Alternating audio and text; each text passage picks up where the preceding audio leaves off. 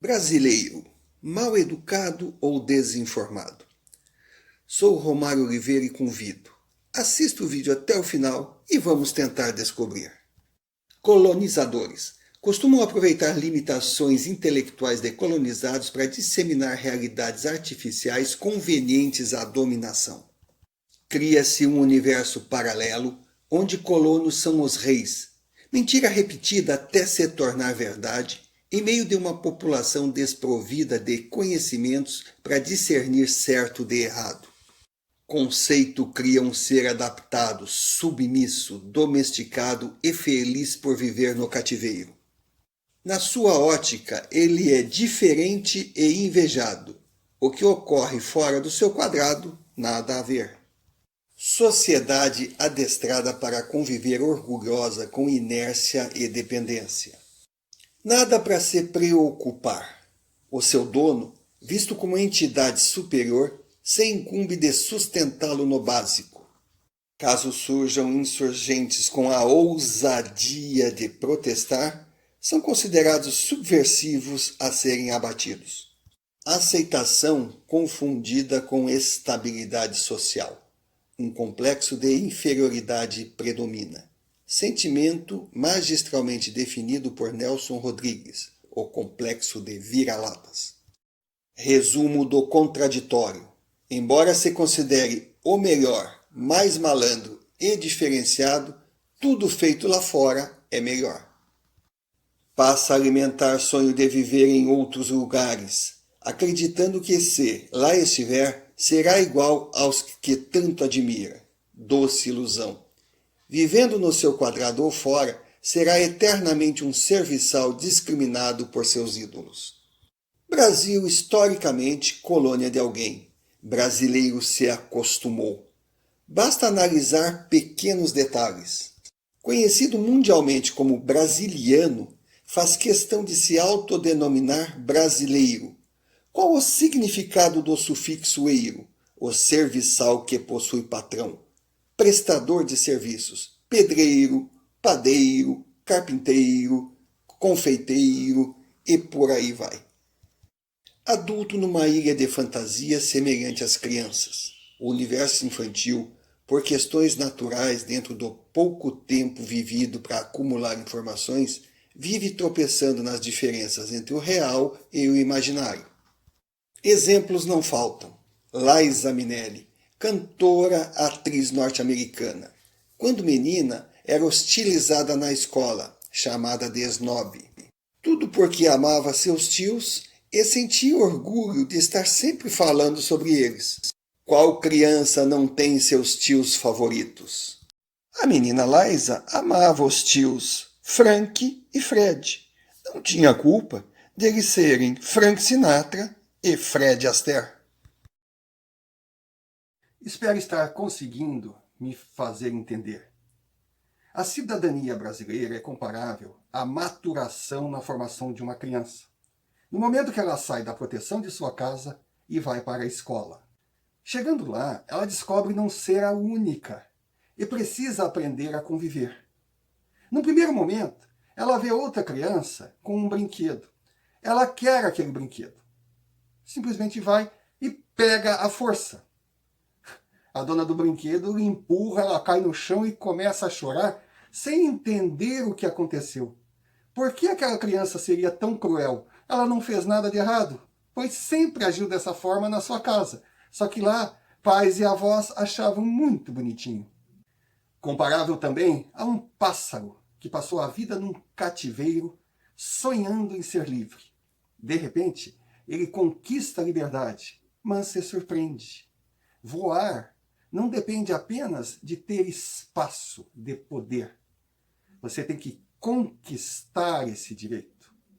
Liberdade tem um preço. E outra, a comida não virá mais na boca. Para se alimentar, você terá que aprender a se sustentar. Aí vem a surpresa. Liberdade, ela tem que ser conquistada. E tem mais deveres do que direitos. Muitas vezes, ele, se for acomodado e não quiser buscar novos horizontes, começará a sentir saudades do tempo que era cativo. Mas vamos a mais um exemplo de criança. Agora, falaremos sobre o ocorrido com Sasha, também conhecida como a filha da Xuxa. Segundo o relato da orgulhosa mamãe, ainda criança, Sasha fez amizade com uma menina na escola e foi passar a noite na casa da amiguinha. Grande aventura! A inesquecível primeira vez que iria dormir fora de casa. A coleguinha morava num duplex na Delfim Moreira, Avenida Beira-Mar, no Leblon, zona sul do Rio de Janeiro. Na manhã seguinte, ao retornar para casa, quando perguntada pela mãe sobre como foi, ela respondeu: "Foi bom, a casa dela é legal, só que não tem zoológico." Atitude perfeitamente compreensível, longe de ser arrogância. Embora o apartamento visitado nada tenha de modesto, no comparativo, perdia para o ambiente que Sasha estava acostumada. Voltando ao mundo dos adultos, o Brasil de hoje é um país livre, independente, mas preso às amarras das sequelas do passado. O seu povo continua acreditando que Deus é brasileiro, que possui o melhor futebol do mundo, que é o mais malandro entre os malandros, que homem nenhum é melhor que ele na cama, etc, etc, etc. Pequenas mudanças surgem. Um lampejo de cidadania se faz sentir na senzala. Tenta se libertar das correntes. Cansou de ser passivo, roubado, enganado e nada a fazer. Cobra nova postura de políticos. Luta por um país melhor rumo ao primeiro mundo. Evolução a ser comemorada. Mas antes de exigirmos uma nova situação, devemos conhecer pelo que lutamos. Nação melhor não depende exclusivamente da postura de políticos. Cada um tem de fazer a sua parte. Será que estamos realmente vivendo essa conscientização ou seguimos cegos no confuso modo de pensar do eterno colonizado? Estaria o brasileiro decretando nas entrelinhas: mudemos o país, mudem vocês, enquanto eu continuo sendo o mesmo, porque do jeito que tá, para mim tá bom. Percebe-se fenômeno conflitante. Ao mesmo que cobra seus direitos, desrespeita os dos outros. O brasileiro evoluiu ou reinventou o sentido da palavra hipócrita? Só sabe conjugar os verbos na primeira pessoa do singular. Eu e mais eu. Seria o brasileiro justo ou luta por justiça somente até o momento que ela lhe seja favorável? Brasileiro é de boa índole? Com algumas exceções, eu diria que sim. Data vênia, meritíssimo. Brasileiro é dócil por natureza, mas fruto da desinformação e da inversão de valores. Voltamos à redoma colonial e suas sequelas. Como condenar alguém que põe em prática atitudes equivocadas por não ter aprendido o que é o correto? Se não tem conhecimento e se resume ao mínimo, se torna feliz dentro do pouco que é. Talvez a globalização ajude no processo, mas não basta ter acesso à informação se não se conscientizar. Valores atuais na rotina diária do brasileiro agridem comportamento mínimo exigido para uma convivência aceitável. Pequenos detalhes saltam aos olhos. Veja alguns exemplos. Bar e restaurante. Comerciante monta seu negócio, investe, trabalha para servir e ser remunerado. Espaço montado pertencente ao negócio existe para ser explorado comercialmente. Em qualquer país civilizado, a pessoa sabe, para ter o direito de ocupar o espaço, mesas, cadeiras, balcão, precisa consumir.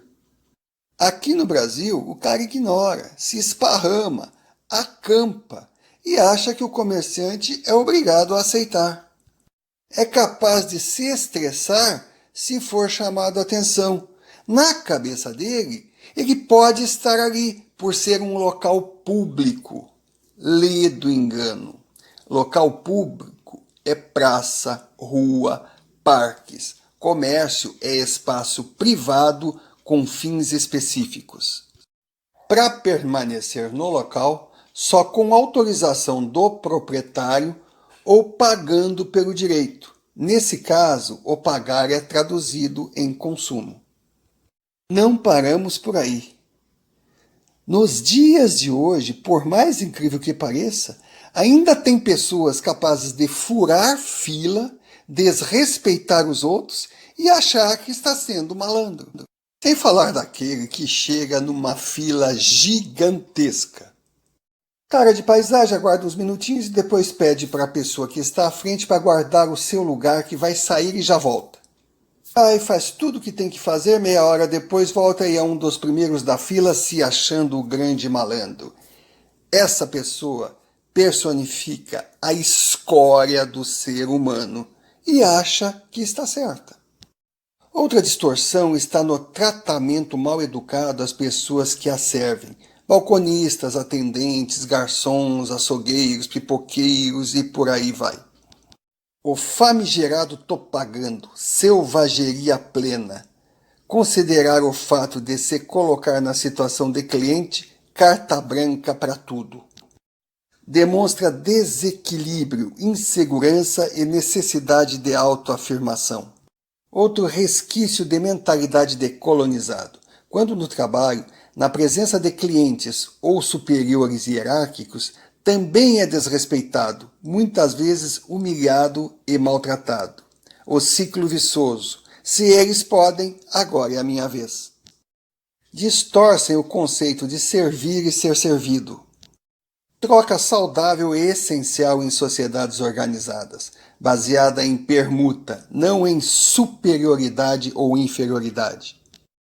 Quem recebe precisa de quem paga, da mesma forma que quem paga precisa daquele que trabalha para suprir suas necessidades. Brasil sofre mudanças em alta velocidade. Devemos comemorar. Finalmente o Brasil saiu da zona da pasmaceira, terra fértil para corruptos, parasitas e oportunistas, mas há um longo caminho a seguir. Ascensão definitiva, emperrada em parcela da população escravizada pelo provincianismo da inversão de valores e que segue ladeira abaixo via mesmismo. Apologia ao tosco, horrendo, geração perdida, passarinhos libertados que não sabem voar e trombam no poste da ignorância. Só o atestado de óbito é capaz de tirá-los desse limbo. Resta torcer que a parcela saudável, sobrevivente do emaranhado de distorções que lhe foi imposto durante a vida, tenha força e saúde para colocar em prática o exercício da autocrítica. Chegamos no divisor de águas, a hora de escolher. Seguir em frente, com passos fortes dentro das regras, ou se deixar levar e afundar em definitivo. Erros crassos, vícios de uma conduta inaceitável têm que ser definitivamente banidos. O sentimento do cada um por si, eu faço o que quiser, pois sou um cidadão livre e tenho meus direitos, tem que ser retirado da cabeça dos jovens de hoje. Libertinagem e liberdade não formam um casal. Verdade inquestionável. Somente a ordem social, a noção de limites, o respeito e a cidadania são capazes de construir uma nação soberana. Só o verdadeiro cidadão pode construir a cidadania. Chega do tudo posso por ser livre.